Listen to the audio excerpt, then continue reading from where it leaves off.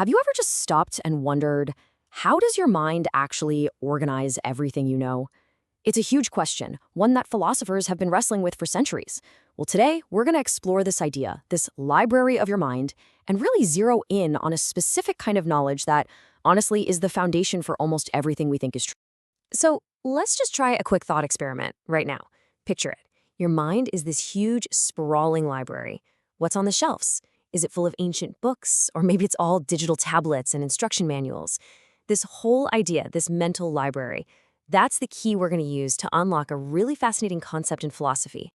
And this analogy isn't just some quirky little idea. It's an incredibly powerful tool. It helps us map out all the different ways we know things, and it brings a little bit of order to the wonderfully complex and kind of messy place that is our own mind. Okay, so let's start with the most basic part of any library, right? The books. In our mental library, these books aren't just stories or poems. They represent our entire collection of facts, all the statements we hold to be true about the world. And this, right here, is where we find our first, and you could argue, most important category of knowledge. This is what philosophers call propositional knowledge. Now, the absolute easiest way to think about it is as knowledge that something is true. For instance, I know that the Earth is round, or I know that water is made of H2O. See? These are the facts, the declarations, that fill up all the books on our shelves. The key here, the really critical part, is that this kind of knowledge is all about statements that have a truth value.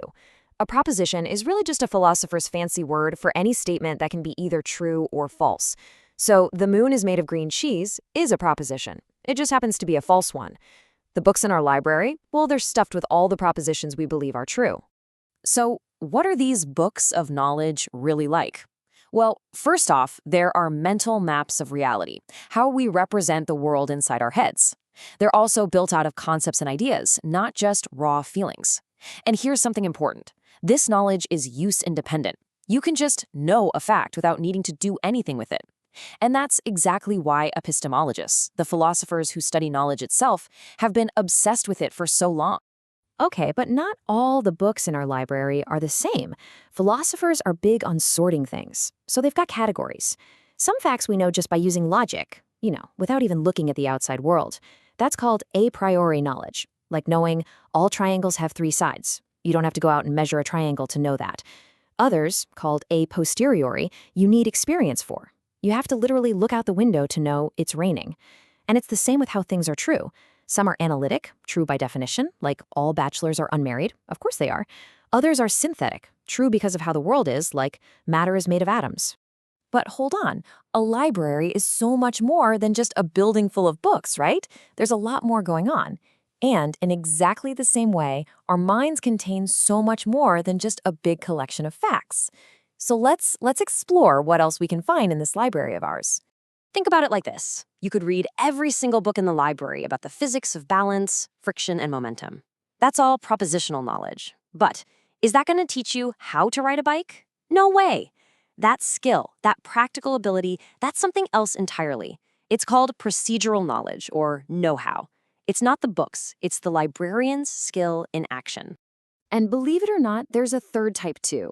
This one's about the raw experience of being in the library. The smell of old paper, the feeling of a headache coming on, the taste of your coffee. This is knowledge by acquaintance. It's direct, first-hand awareness. You don't know it from a book. You know it because you are living it.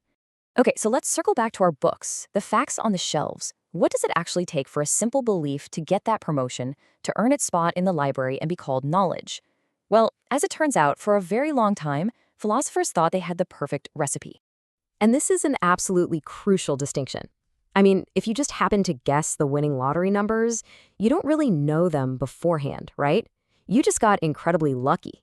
Knowledge needs something more solid than a guess. It has to be earned. For centuries, the absolute gold standard was this simple three-part recipe. It's called the Justified True Belief Account, or JTB. First, the statement has to actually be true. Can't know something that's false. Second, you have to actually believe it. And third, you need a good reason, a justification for that belief. Pretty simple. Seems totally solid, right? Well, for a very long time, pretty much everyone thought this recipe was perfect. It was the answer. But then, back in the 1960s, a philosopher named Edmund Gettier came along and found a glitch, a really serious flaw in this ancient definition. This question, this is the heart of the whole problem. Get Here came up with these brilliant little stories where someone could check all three of those boxes. They could have a belief that was justified and true, but we'd still feel weird calling it knowledge. And why? Because when you look closely, you realize they only stumbled into the truth by pure dumb luck. And these little scenarios are now famous. They're called Gettier cases. And they threw a giant wrench into the study of knowledge. They proved that our simple, elegant, three-part recipe might actually be missing a fourth ingredient, something to rule out just getting lucky. Okay, let's just step back for a moment and take one last look at this amazing library we've just been touring. As we've seen, it is a much more complex and, frankly, more fascinating place than it might look at first glance. We started with the books themselves, our knowledge that. Then we met the librarian with their practical know-how. We felt the direct experience of just being in the room. We even took a close look at the official recipe for how a book gets on the shelf in the first place. And then we saw how one clever little glitch can break the whole thing. And that leaves us with a final and pretty heavy question to think about. If that classic, centuries-old recipe for knowledge is flawed, if even a justified, true belief can still come down to luck, then what does that mean for us? How can we really be sure about the books sitting in our own libraries? In this age of constant information and misinformation, how certain can you really be about what's on the shelves of your own mind?